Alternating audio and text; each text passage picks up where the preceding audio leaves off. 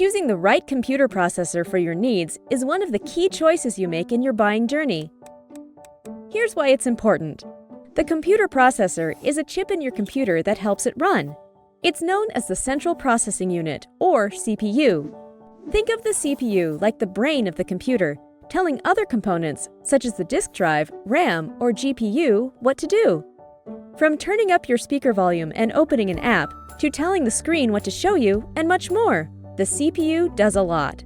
There are many options to choose from depending on what you plan to use your computer for. Intel and AMD are the most common manufacturers, and they each have a few different series of processors. For example, the Intel Core i5 or AMD Ryzen 5 processors are great for everyday use. They'll keep you productive and help you multitask with ease.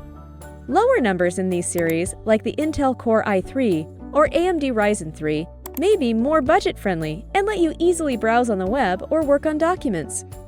Higher numbers in the series, like the Intel Core i7 and i9 or the AMD Ryzen 7 and 9, give you more power for editing videos and photos or playing graphic-intensive games.